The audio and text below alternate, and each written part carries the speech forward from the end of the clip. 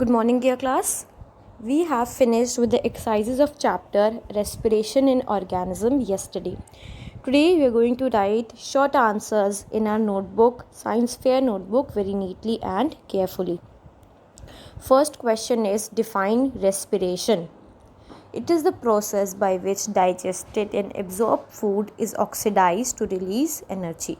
Now you all know that the process by which the digested and absorbed food is oxidized to release energy is known as respiration. Second question is name the respiratory organ of the following.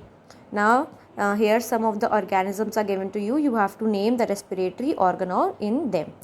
Human being, as we know that our respiratory system consists of nose, pharynx, larynx, trachea, bronchi and lungs. So all these organs have to be mentioned.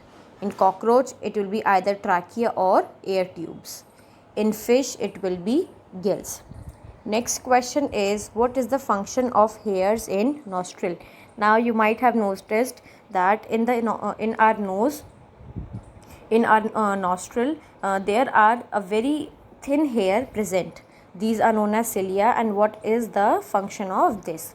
It traps and prevents dust particle from entering the respiratory system. Now the dust particle that enters into our nose gets trapped in these hair and are not further travelled through the trachea to our lungs. So it prevents the dust particle from entering the respiratory system. Next question is how does exchange of gases occur in leaves? It takes place through tiny pores called stomata.